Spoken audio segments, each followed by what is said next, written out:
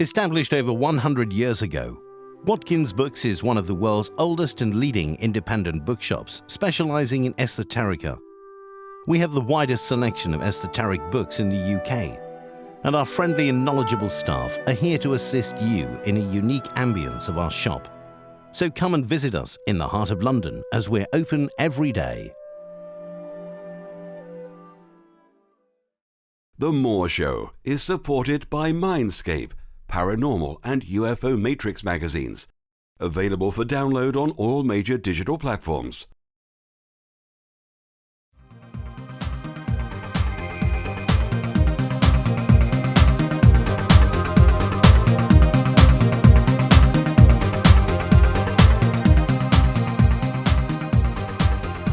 The comments and views expressed on The More Show are those of the people that make them and do not necessarily reflect the views of Kevin Moore, The More Show, or this radio station and its affiliates or sponsors.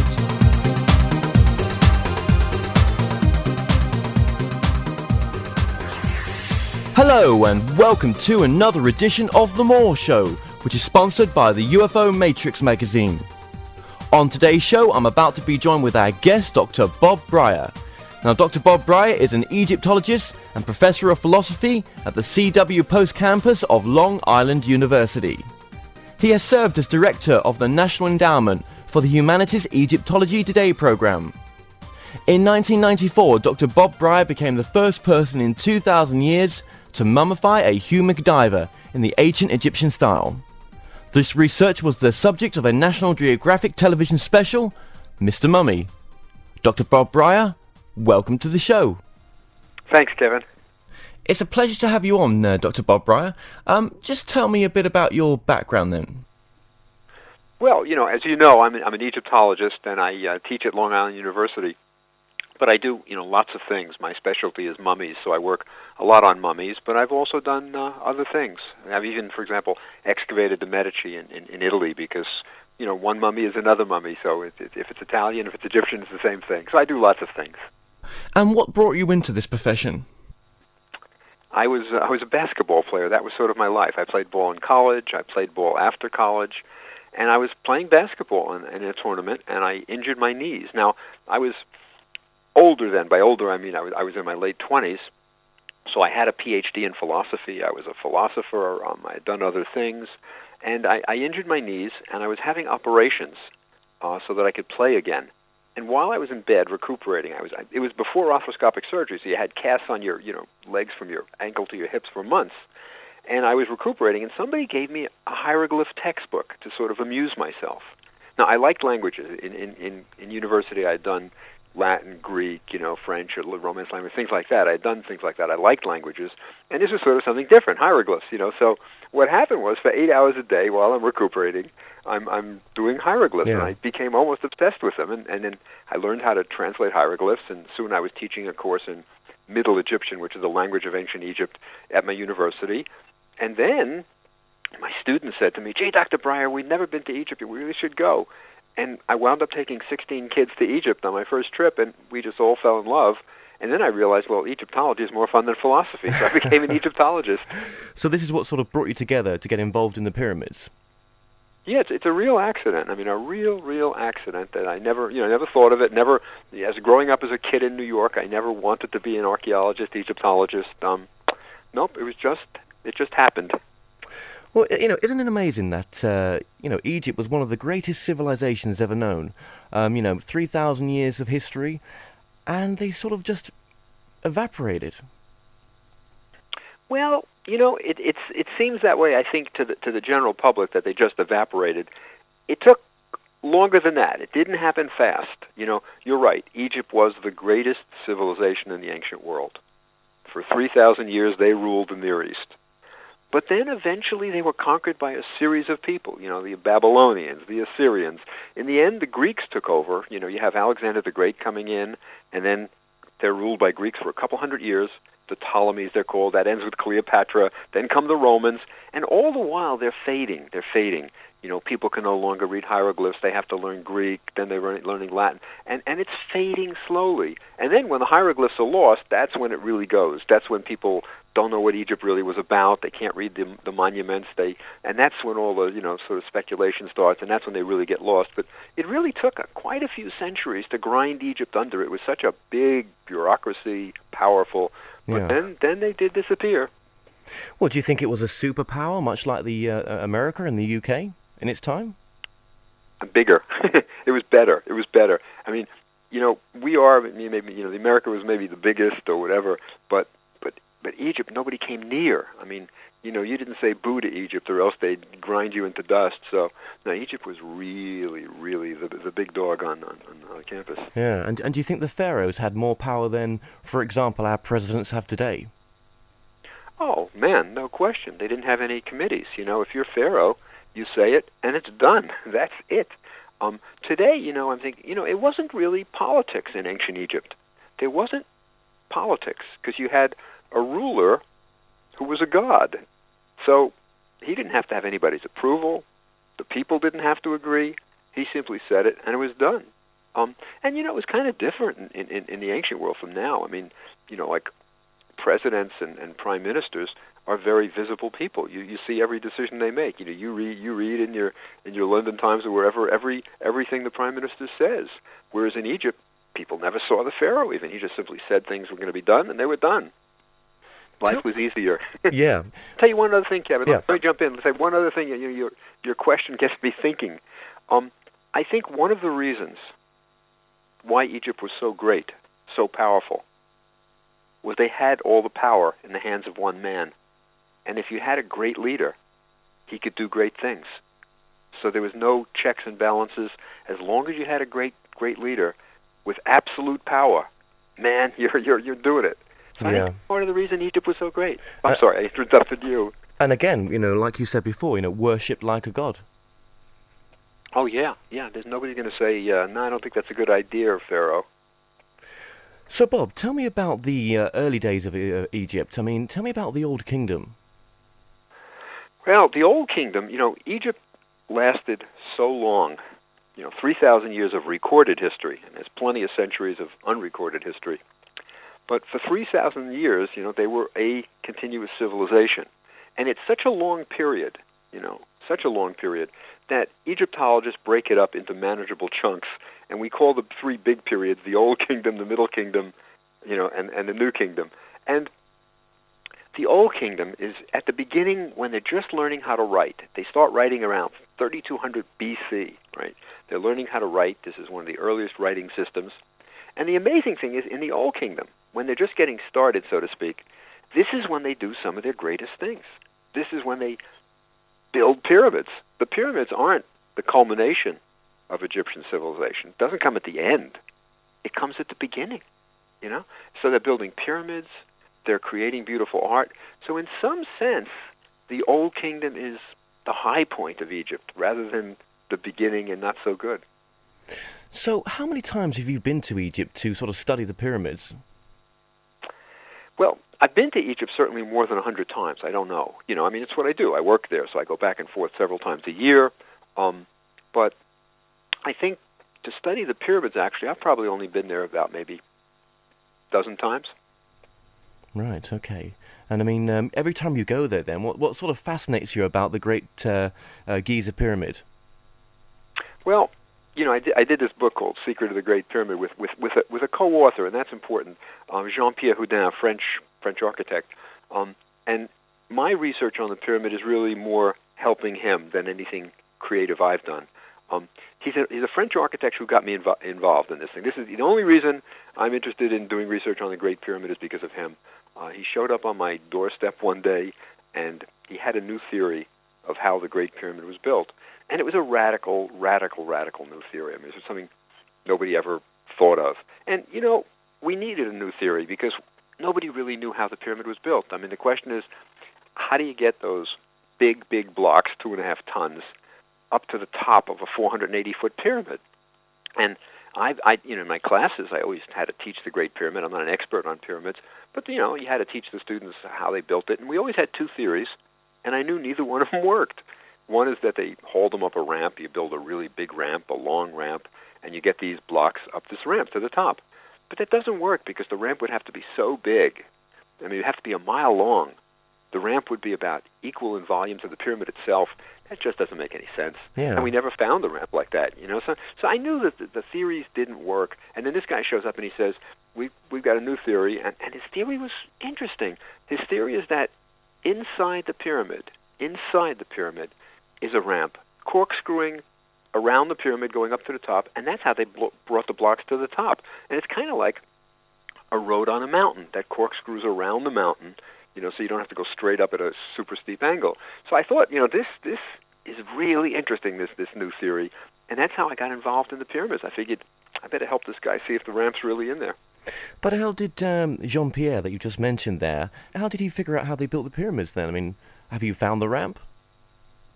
Well, how did he figure it out is different from how we found the ramp. How did he figure it out is his father, who is also an engineer, was watching a TV documentary on the Great Pyramid, and the documentary showed, it was a BBC thing, and the documentary showed the standard theories of the ramp, the long ramp, and they haul the blocks up, and he's an engineer, so he knew it didn't work. And then he realized the pyramid was built from the inside out, meaning the ramp is inside the pyramid, so it's corkscrewing up. So he called his son, Jean-Pierre Houdin, the architect, and he told him the theory, and then Jean-Pierre got involved, and then he started drawing diagrams of the pyramid, figuring out real architectural diagrams, figuring out how did they build it. And for 5 years, Jean-Pierre did nothing. He gave up his practice. He did nothing but work on this pyramid. I mean, he just trying to figure out how the internal ramp would look, where were the entrances, what would it do. So he did that. And that's how the guy figured it out, and that's how he got involved, just by his father watching a TV show, calling him up saying, built from the inside, Jean-Pierre saying, yeah, it looks right, but there's a lot more to it than that. So that's how he got involved in this pyramid thing. He also didn't intend to become a pyramid expert. He was an architect of practice. Yeah, I mean, that's incredible. But then how comes they never found the ramp? And, what kind of mind would come up with that kind of architectural plan? Well, I think about the mind that comes up with it. You got to remember, when the Giza pyramid, the Great Pyramid of Giza, as it's called, is the big daddy of them all. It's one of many pyramids. And by the time they built the Great Pyramid of Giza around, say, 2500 BC, they had been building pyramids for 100 years. Now, that's a long time. When you think about Egypt, we say, they've been around for 3,000 years. But 100 years is a long time. It looks like a little blip in Egyptian history, but, it's a century. And imagine if you've got a whole civilization that's working on this thing of building pyramids for a century. They're going to get pretty good at it. They're going to change things. They're going to learn how pyramids, how to haul blocks up very efficiently. And they're going to have geniuses working on this. The overseer of the pyramids is going to be a genius, an engineer, and he's going to come up with new ideas. And every generation is going to come up with new ideas. So by the time the Great Pyramid is built, these guys had skills. They had been building things. And pyramids evolved slowly. They figured out first how to put a room inside a pyramid without it collapsing. Then they figure out how to put it in a passageway, and then they're figuring out things as they go along. And then, when they decide to build a really big one, they realize you got to have an internal ramp, and by then they've learned how to do this thing. So it's not, I don't think, an aha. I don't think it's a single insight with the thunderbolt coming from heaven. I think it's a process that these smart guys keep evolving and evolving and evolving. So then they build the Great Pyramid with this ramp inside it. Yeah, but do you have any sort of evidence, Tino, to prove the ramp theory? Well, you asked me, Kevin, quite rightly, well, have you found the ramp? The answer is, not exactly. We went to Egypt when I first met Jean-Pierre. I was listening to his theory. He was showing me it on his little laptop computer.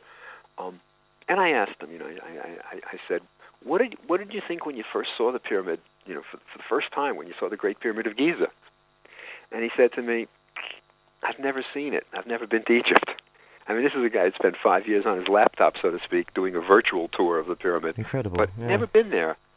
So I realized he's got to go there and see it, and then maybe make more discoveries and figure it out. So we went, and we went looking for the internal ramp, in a sense. Now, we didn't have permission to pull blocks out of the pyramid. We're not going to get that either. So that's why we haven't found the ramp, in a literal sense. We haven't walked the ramp. We haven't pulled the block out and seen it. But we do have evidence. We do. It's not super direct. I think it's pretty good. And I think it suggests that Jean-Pierre's right. But I think we'll be able to prove it soon. But I mean, we have things like, for example, if you look at the Great Pyramid, if you look up one corner of the pyramid, way up in the pyramid, about 300 feet up, there's a big notch. It's like some of the blocks are missing. And I'm looking up at this notch, and Jean-Pierre had always been saying that at the corners they had to leave it open at some places to turn the blocks around when you're going up the ramp. And I'm looking at this notch, and he's looking at this notch, and we're thinking, could that be the part that was left open, when they were building the pyramid? So we got permission for me to climb to the notch. And I've been up to the top of the Great Pyramid quite a few times. It's not all that difficult. It looks harder than it is. It's like a giant staircase almost. You go up the big blocks. And as long as you're careful and not afraid of heights, you'll be okay. But this corner of the pyramid where the notch is dangerous. The blocks are crumbly. They're made out of a poor quality stone. So nobody goes there. It's very hard. And I didn't know anybody had been up there and in there. So I got permission to climb it. And we were doing a documentary for National Geographic, and I had a cameraman with me. And he's a climber. He's an experienced alpine climber. So the two of us went, and we climb up this corner, and we finally get to the notch. And it's pretty big. It's maybe the size of a living room, a nice sitting room. Yeah. And I'm looking around at it. Now, my job was to take measurements and photos for Jean-Pierre, the architect, to figure out, could this really have been this area where they turn the blocks or whatever he thinks. And then I look at the back of the notch. In the back, it's sort of like a pie shape, like a wedge. And at the very back, I see a hole, a kind of crevice that I can squeeze through. And I go in through this little crevice, and never heard anybody mention this, never an Egyptologist in the literature talk about this thing. And I squeeze through, and I'm in a room. Now, it's not a finished, polished room. Don't think nice, smooth walls. It's rough blocks and stuff, but I can stand up, I can walk around. It's a small room, maybe 3 meters square, a little more, a little bigger, maybe a 4 meter ceiling. But it's a room that nobody ever talked about. Now, what's it doing there? And when I got down, I told Jean-Pierre about this thing, and I had taken pictures of it. Yeah. And he eventually figured out that it looks like this is where they were indeed turning blocks to go up. So we have evidence like that, this kind of mysterious room up there or cavern that was used for the construction. We went other places and found the evidences of internal ramps in smaller buildings, so we know they knew how to build internal ramps. So it's a lot of stuff sort of all together.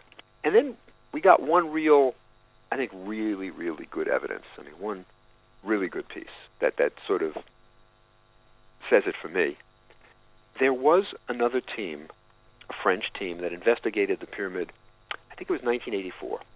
And they went with very high-tech equipment, magnetometers. And what they're doing is they're looking for hidden rooms, for concealed rooms. And they are testing the density of the pyramid at every spot in the pyramid, so that when you get a low-density area, you might have a hidden room. And they did find a small hidden room. It's a little tiny thing used for building. It was filled with sand. Nothing really important, but it shows the method works. Now, this is 1984. Now, if Jean-Pierre were right, if he really were right about this hidden internal ramp, they should have found it. They did a survey of the whole pyramid, and they never mentioned a thing about an internal ramp. So that's bad evidence for us. But then Jean-Pierre was giving a lecture in Paris about his theory of this internal ramp, and this is 10 years after they did their survey, more than it. And a guy from the audience comes up to him after his lecture, and he says, "Monsieur Houdin, I think you'll be very happy with what I have. Come to my office next week." And Jean-Pierre came to this guy's office, who had been on this French team that did a study, and he showed him a printout that the computer gave him, a picture of the inside of the pyramid. It was a graphic that the computer printed out, and there was the internal ramp. Now, why hadn't they said anything about it? They said, well, we thought it didn't make any sense. We thought it was some glitch in the computer, so we never published it. So this team has a pretty impressive printout done in 1984 of what looks like the internal ramp. So we think it's there. Obviously, you've got the evidence to back up what you're saying. For example, you've got the rooms with the granite blocks which you can turn. But what do other Egyptologists think of Jean-Pierre's theory? It's mixed. The important thing is the real experts on building. You know, the guys who are experts on ancient engineering and pyramids and things like that. And I showed it to a friend of mine, Dita Arnold, who's at the Metropolitan Museum of Art, who has written the book on building in ancient Egypt and is a pyramid expert. He thought it was a good theory. I mean, he thought it was worth looking at and really seeing if it's true. So it's not like they're saying it's crazy, you know. But there are lots. I'd say it's divided down the middle. You know, I think the fair thing to say is most Egyptologists think it's worth looking at and seeing if it's true. Right now, it's still a theory, I'd say. I mean, how did they get the massive granite blocks from the granite quarries that were, you know, some 500 miles away from where the pyramids were built? Now, you're right. The pyramid isn't, you know, the pyramid is mostly made out of blocks of limestone. That's about 2.5 tons. But there's these massive granite beams in the burial chamber and above it, and they're big. They're like 25 feet long. They weigh maybe 60 tons. And how do you get those babies up? Well, for them, because you're not going all the way to the top of the pyramid, those guys can be hauled on sleds, believe it or not, up a small ramp. You have a short ramp on the outside of the pyramid for the lower parts where you need the big granite beams, because you can't haul those through a little internal ramp. So there was a little ramp on the outside of the pyramid for a while till you get it up to the burial chamber, and then that ramp is taken down. So you can get big granite beam, but they're big. You're right, 60 tons. Yeah, I mean, it's a lot of weight to move around, isn't it? And well, you got a couple hundred guys on it. You know, you got a couple hundred guys with very big ropes, and they're pulling. Are there some blocks around 60 tons that, you know, guys just can't lift? No, I think you can do it. For example, we know they erected obelisks, you know, and the obelisks are all one single piece of stone, and some of them weigh 500 tons, and they did it. They did it. I mean, it was just a matter of, it's not high tech, it's a matter of careful social engineering. You got to get the guys on the ropes at the right point, pulling at the same time. Yeah. I mean, it's a lot of cleverness that you need. You know, you got to be really clever in figuring out how to do this. But man, they moved things that weighed 600 tons. As a matter of fact, to me, the most impressive object in all of Egypt is something they didn't move. They quarried all these obelisks in a city called Aswan in the south. That's where the granite quarries are. And there's an obelisk called the Unfinished Obelisk. It's lying in the quarry still. You can go see it. And it would have been the largest obelisk ever quarried. It weighed more than 1,000 tons. Now, 1,000 tons is as much as 2 jumbo jets. And these guys were going to haul this thing out of the quarry. It's still there because it cracked. As they're cutting this obelisk out, the thing cracked. You know, imagine, you tell the Pharaoh. No, you tell the Pharaoh. But they did heroic things. Yeah. I mean, could we build one exactly like the Great Pyramid today with today's technologies? No, we couldn't do it. The reason I say we couldn't do it is not because of technology. It's because of social things. We don't have the absolute power to marshal 20,000 guys to work on this thing for 10 years or 20 years.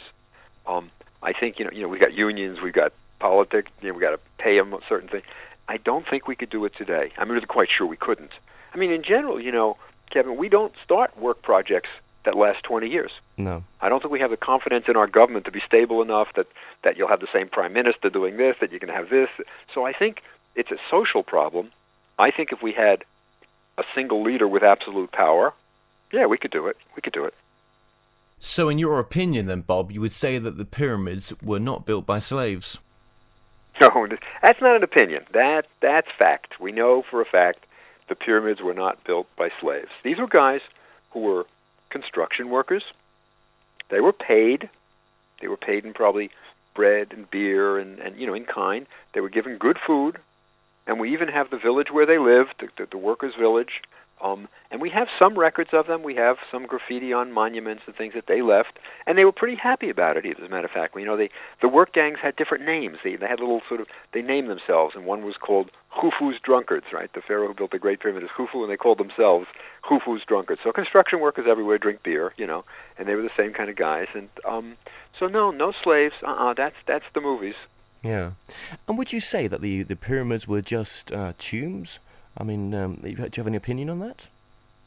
Well, again, I don't think it's much of an opinion. I think everybody agrees. There's only one purpose for the pyramids: burial place for the pharaoh, to protect the mummy. It's pretty impressive, but, there's a difference between a tomb and a temple. A temple is a place of worship. A tomb is where somebody's buried, and that's what the pyramids were. They were just these massive, impressive tombs for pharaohs. Now, in your opinion, Bob, were the three pyramids styled after Orion's belt? Now that's a theory, and that's an opinion. The theory, there's a book out. I think it's by Graham Hancock. I think his name is called the Orion Mystery. I think that's the name of the book. And what it claims is that there are three bright stars in the belt of Orion in the heavens, in the constellation of Orion, and that they correspond almost exactly to the three pyramids of Giza. And thus they're saying there's some connection, that the pharaohs were building their pyramids to correspond to Orion or something like that. It's silly. It's nonsense.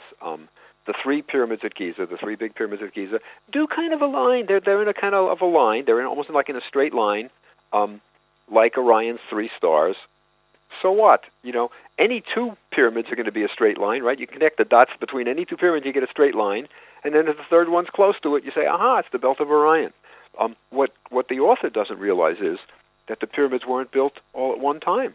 There wasn't a plan. We're going to put a pyramid here, then we're going to do one here, then we're going to do the third. That didn't happen. Khufu comes, and he builds his pyramid, and then the next pharaoh doesn't even build his pyramid on the Giza plateau. He builds it somewhere else. Then someone else comes to put another pyramid. So there was no plan for all three pyramids at once. We know that.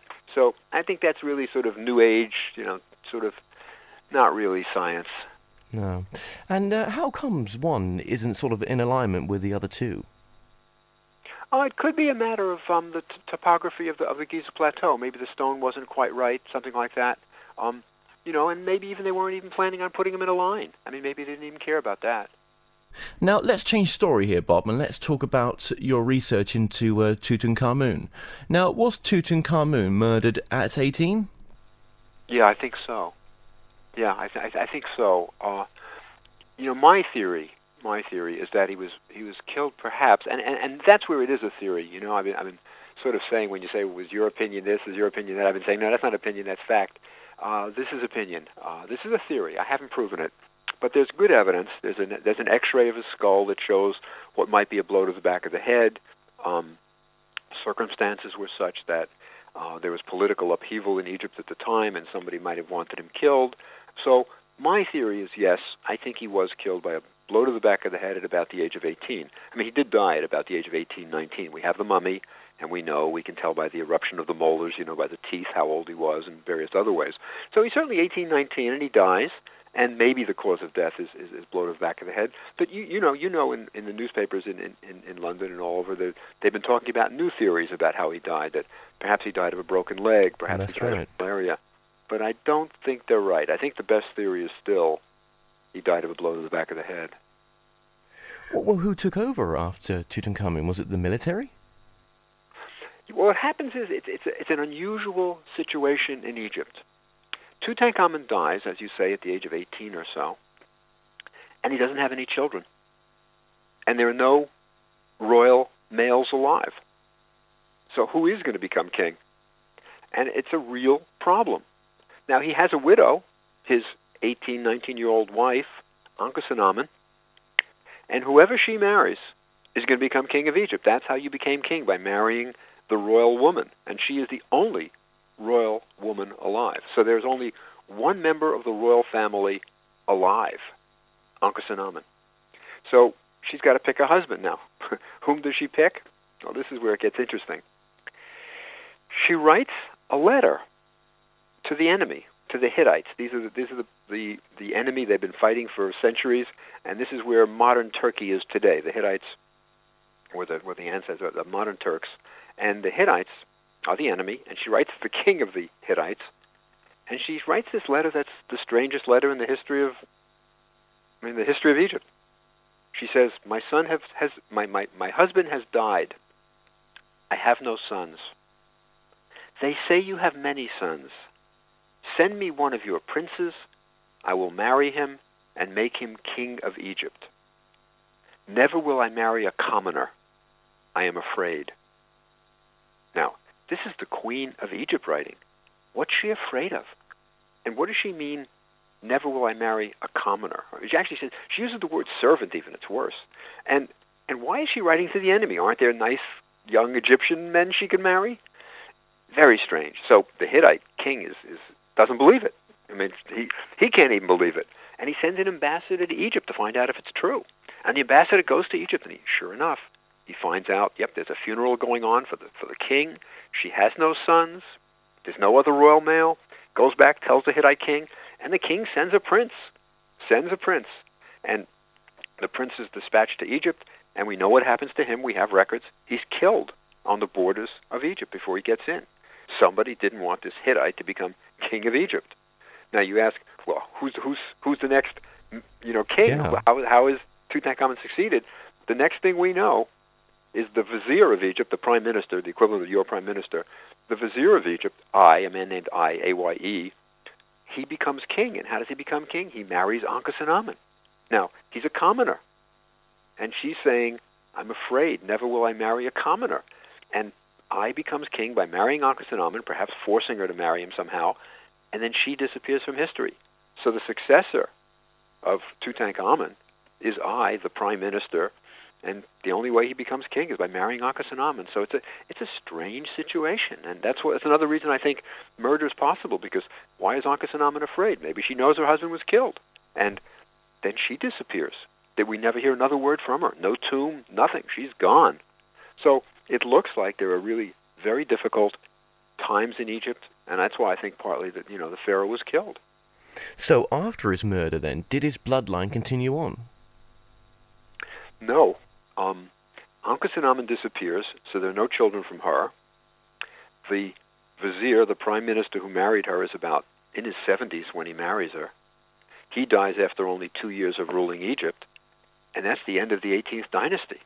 Then the military take over. There's nobody royal or anything, and the military take over, and a general named Horemheb takes over and rules Egypt.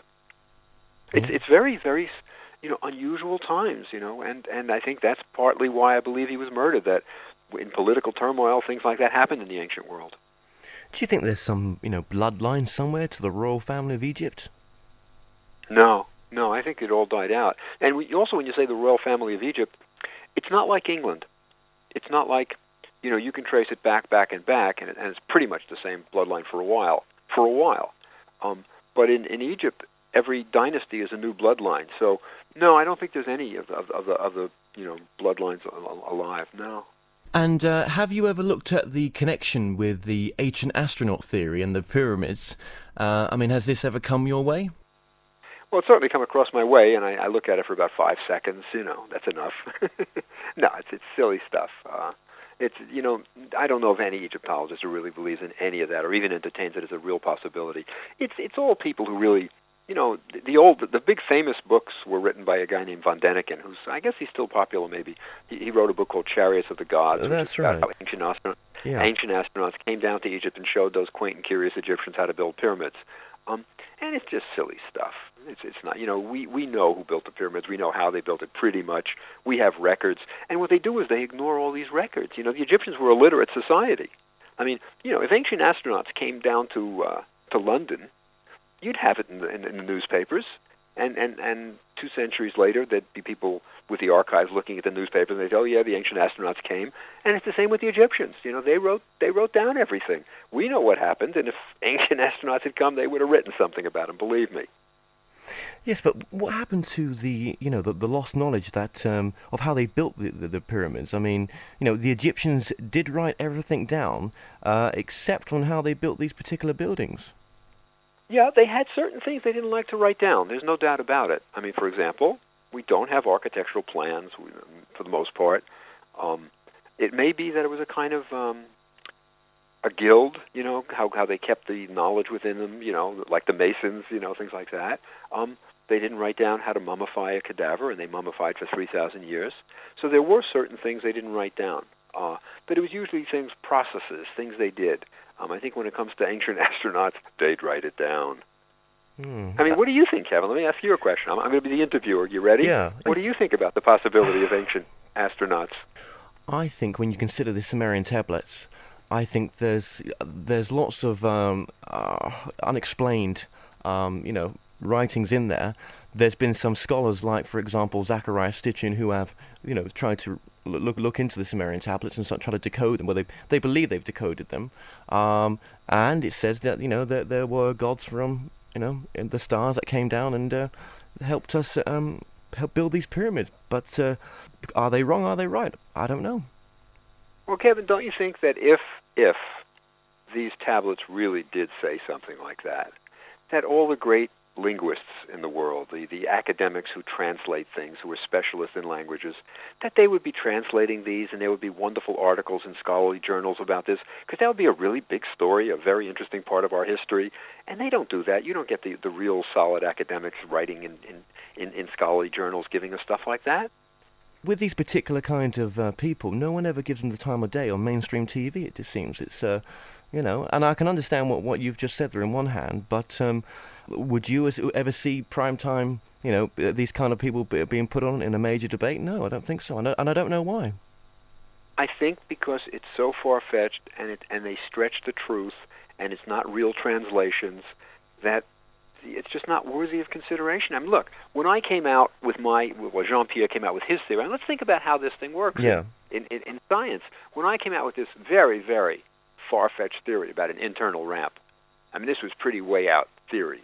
Nobody had ever thought of this, that there's a mile-long ramp inside the Great Pyramid. That's amazing. That's absolutely amazing. But, we got primetime TV. National Geographic jumped at the chance to do a full documentary on it. Now, the reason we got primetime TV, I think, is because it's a theory that had some evidence that other scholars could look at, and they could say, well, yes, look, this 1984 study was done, that's independent of that. Oh, look, there's an internal ramp in that little pyramid there, so maybe it's in the big one. So we had lots of things that academics, people who are really experts in the field, could look at and say, yeah. I mean, when we did this Nat Geo show, they were all over us with, can you prove that? Can you show that? Can you do this? Can you document that? And they were driving us nuts, just having to support every little statement we said. Now, I think if you do that with the ancient astronaut stuff, you're not going to get that. I mean, you ask, well, what other scholars at the universities? Is there anybody at Oxford who can confirm this translation? Is there anybody at Cambridge who can agree with this? They're not going to get that because they don't have the real solid evidence. I think that's why they're not getting prime time. I don't think they're being suppressed. It's that nobody takes them seriously because they just don't have the goods. I mean, when Jean-Pierre walked into my house with his theory, I was kind of skeptical, and then I looked at it and said, oh, this is interesting. I would like to see, a really nice academic conference organized on these tablets and have all the great translators talk about it. They're not interested because it's just not true. They don't say that. These people spend their whole lives dedicated to this particular subject. I mean, it's their passion, it's everything for them. I'm open to saying that I might be wrong, I might, who knows. I understand where you're coming from, and I can... I'm at university myself, and I do understand exactly what you're saying.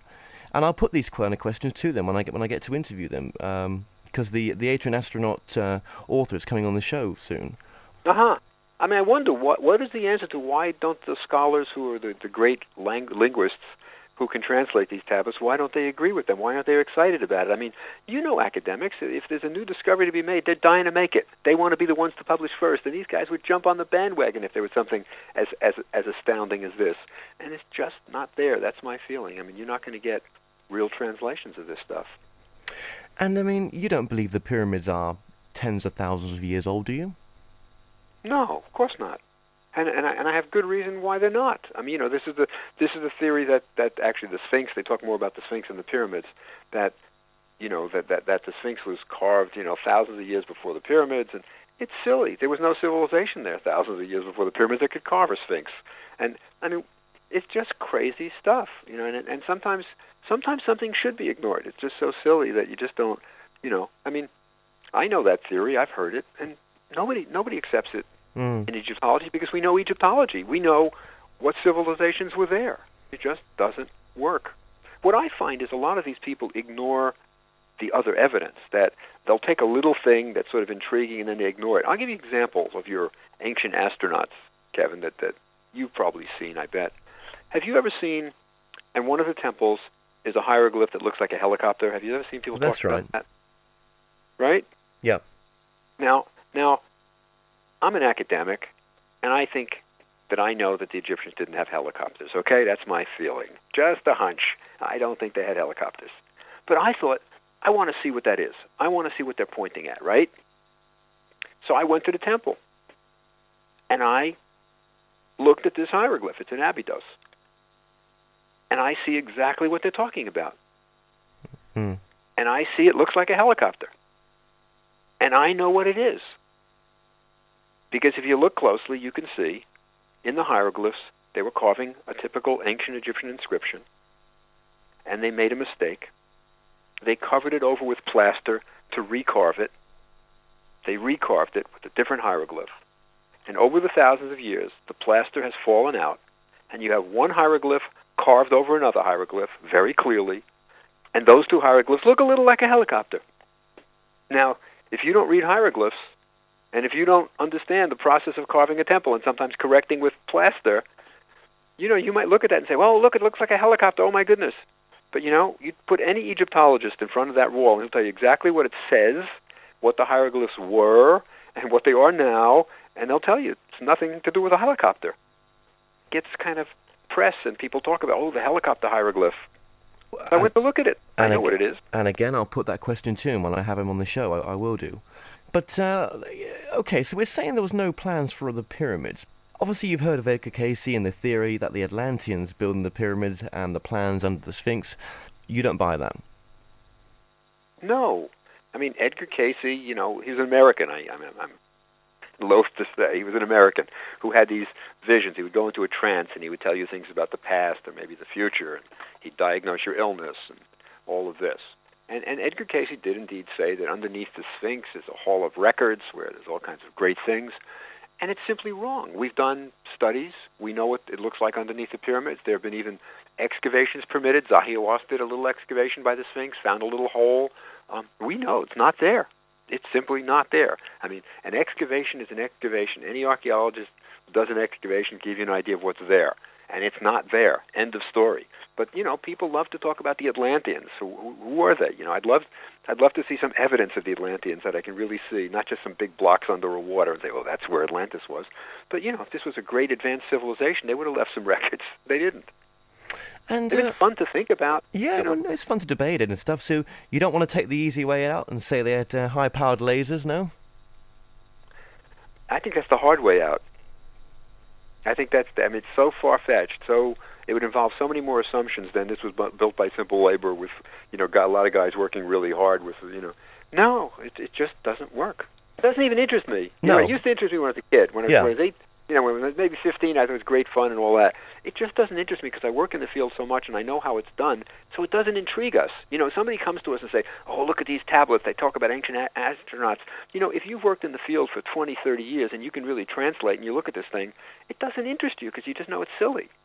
Mm-hmm. That's why they're not being suppressed. It's just, you know, I get letters all the time from people who want to tell me about, you know, astronauts and how pyramids were built in really ridiculous ways.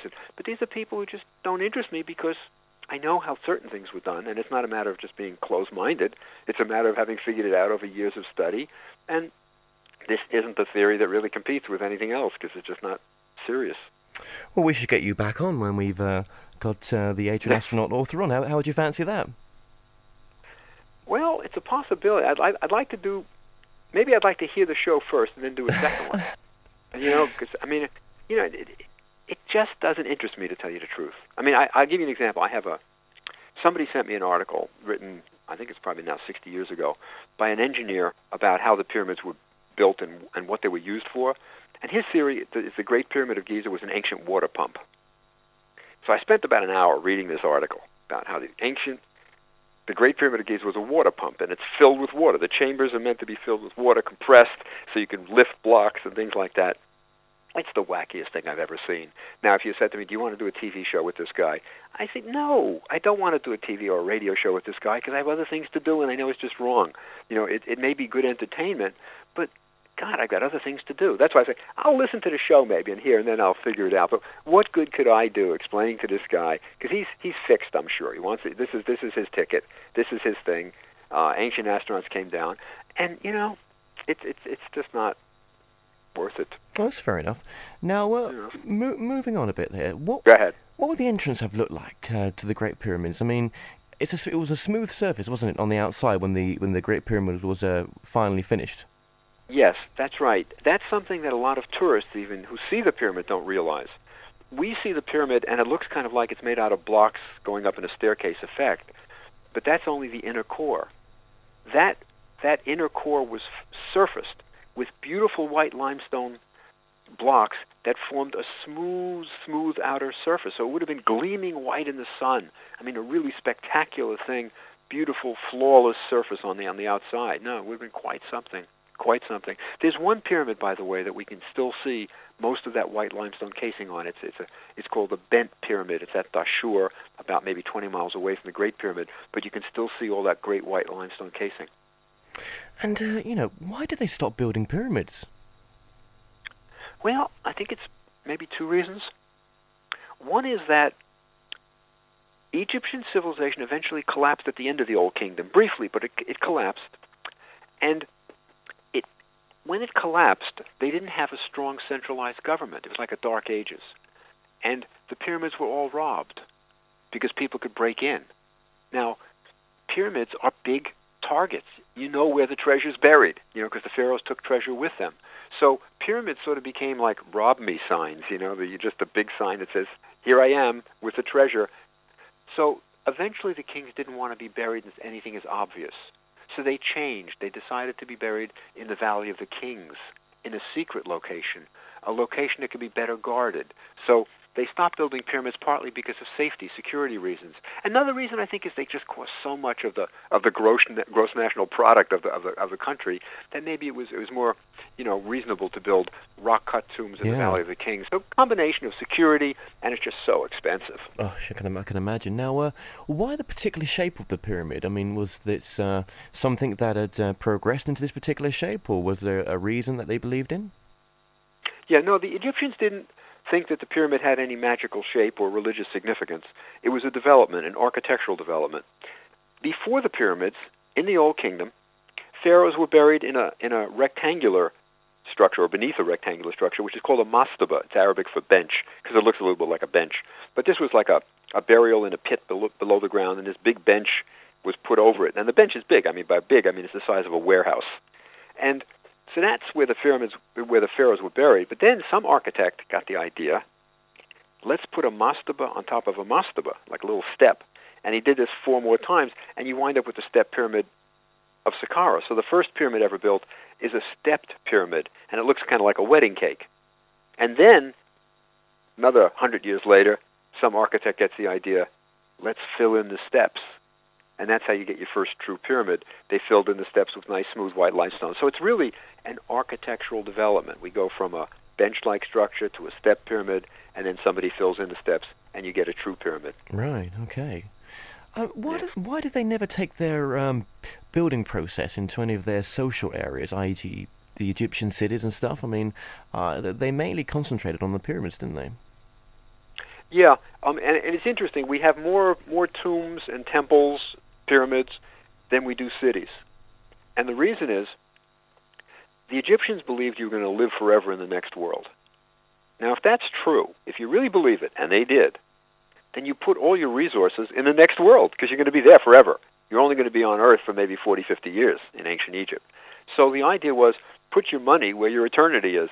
So they built temples, which had to last forever to please the gods, and they built pyramids, which had to last forever to protect the mummy of the pharaoh, out of stone. But their cities, they built out of mud brick, because that only had to last for 1 generation. So the cities are gone, they've eroded. It does rain sometimes in Egypt, and mud brick isn't as permanent as stone. So they really put all their efforts in the stone buildings for eternity, and the mud brick was used for the daily life. Yeah, well, that makes sense. Yeah. Okay. Yeah, even palaces. Pharaohs lived in palaces of mud brick. And do you think there's anything hidden behind closed doors? Is there anything left to discover in the pyramids? I don't know. I really don't, except the internal ramp. I don't know. I don't think so. I think there's not much hidden treasures in the pyramids. There's plenty buried elsewhere in other tombs that haven't been discovered, things like that. But I think the pyramids don't hold that many more secrets. But I could be wrong. And now your nickname is Mr. Mummy. Tell us about this.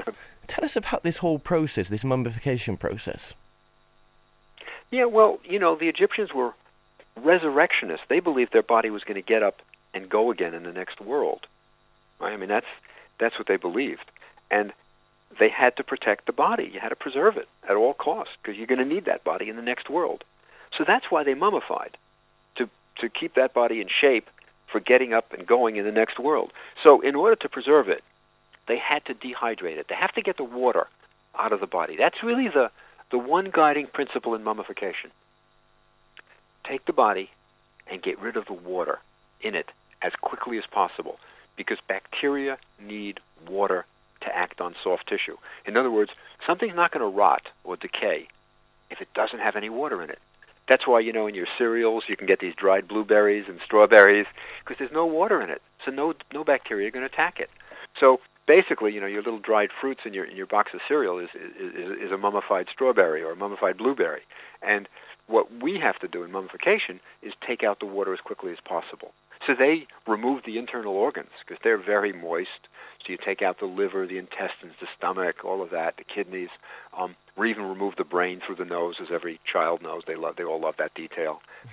And then they dehydrated the body with natron, with a kind of salt and baking soda.